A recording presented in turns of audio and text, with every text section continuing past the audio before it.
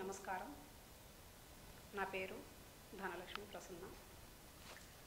నేను మహిళా దినోత్సవం రోజు జరిగిన చిన్న అవమానం గురించి ఇక్కడ మాట్లాడదలుచుకున్నాను. ఈరోజు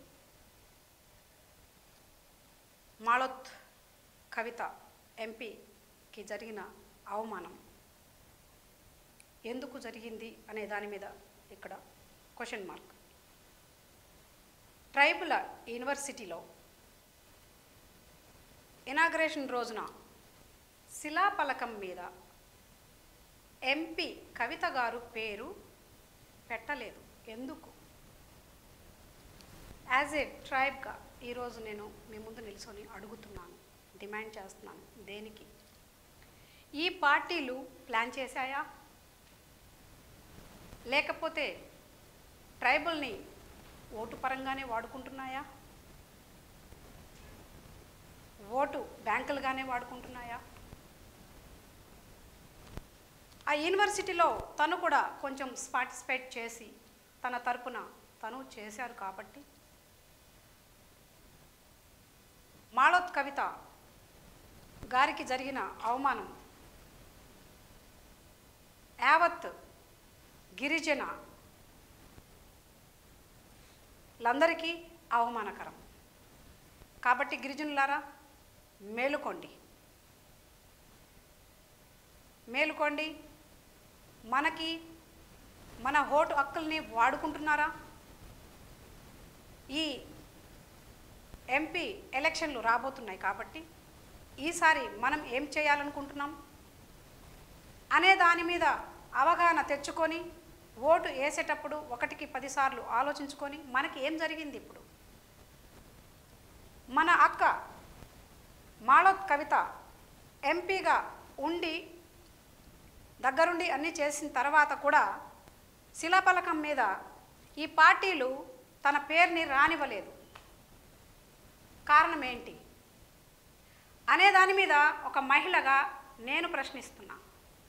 ఎందుకు డిమాండ్ చేస్తున్నా నేను, ఎందుకు రాలేదు?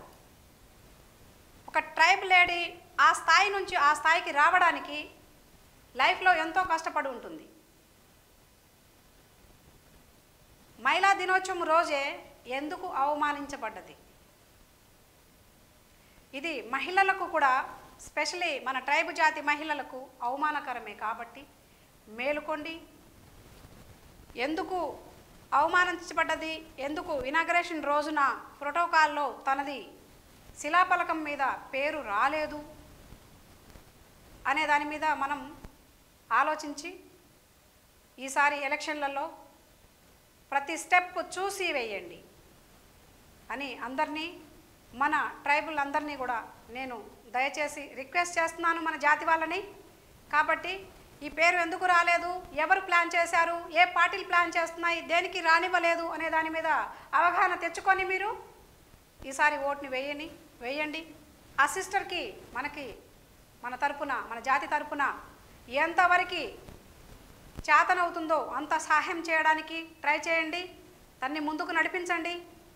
అలాగే తనకి ఎందుకు అవమానం జరిగిందనే దాని మీద బేస్ పెట్టి మీరు తన్ని రికవర్ చేయమని కోరుకుంటూ డిమాండ్ చేస్తున్నా. ఒక మహిళగా ఈరోజు నేను ఆ పేరు ఎందుకు రాలేదు అనేసి ప్రశ్నిస్తున్నా. ఈ ప్రశ్నకి సమాధానం గవర్నమెంట్ చెప్పాలి. ఒక మహిళని ఎందుకు చిన్న చూపు చూడబడ్డది అనే దాని మీద నాకు డిమాండ్ చేసి మిమ్మల్ని అడుగుతున్నాను. మన ట్రైబ్ జాతికి ఇది అవమానకరం కాబట్టి అందరూ మేలుకొని సమాధానాన్ని అడగాలని మనస్ఫూర్తిగా కోరుకుంటూ జై హింద్.